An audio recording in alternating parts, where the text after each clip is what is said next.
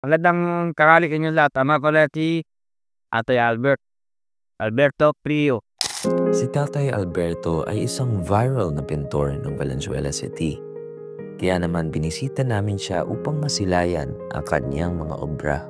So, ayun, nandito po Para magbigay ng konting gift kay tatay. Makikita natin siya later. Pero right now, meron tayong tinapay. I hope tatay can enjoy this. And also, like, a Grocery. pack of groceries. Yes. Yan sila. So, punta na tayo kay tatay. Ako nga pala, magandang tanghali sa inyong lahat. Tama pala si Tatay Alberto Prio. Pwede man po tayo na taong gulang. Para kanino po kayo bumabangon? Mabangon talaga ako para sa mga anak ko. Ako nundot, kahit na wala kami ng mga magulang sa kanila, dire-direct yun nag-aaral. Ang maganda kasi sa mga anak ko, kung ano meron, yun lang. Kontento na sila kung ano meron sila, yung mga anak ko. Tay, para sa'yo, bilang isang artist, Tay, ano po yung art para sa inyo?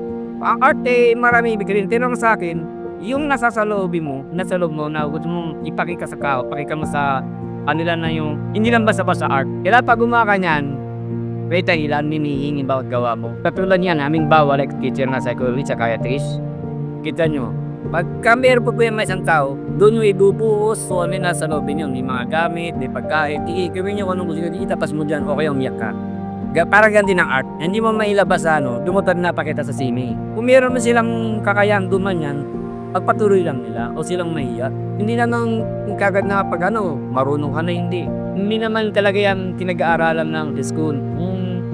Matuto ka lang o kaya may isang bagay na nakita mo, panoorin mo tapos talagang gusto mo, bakit pagagawa mo yun? Huwag mo salingin, hindi mo kaya mo yan. Kahit mahirap.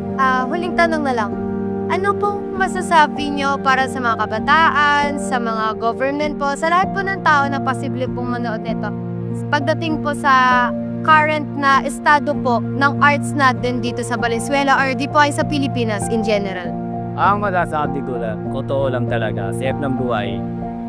Ang art kailangan di mabuhay ulit yung kultura natin yung pagpipintay. Kasi kaya karamihan digital na Kasi yung pagtititura, yan yung kultura, kimina natin nung panahon sila yan.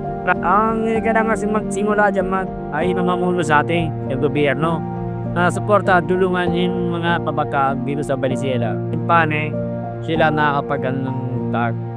Maganda inspirasyon sa mga bata, yung maninig pa lang, katilawa, ang ganda papa, sabi ni Tipa. Anong tuwa ko, papalakopling ako. Ang akin lang sana, huwag naman sana akong pigilan umalis ako sa lugar na to. Kasi hindi naman pangit ka pinakita ko pa sa mga tao, sa mga kabataan. Magandang MP3, yan, ibigay na di ba? Maraming salamat po sa mga ibinahagi po ninyo sa amin, Tay. Maraming salamat din ako. Sa aming pagbisita, ipinamalas ni Tatay Alberto ang kanyang dedikasyon, paghihirap at pagsisikap na tunay namang sumalamin sa diwa ng sining.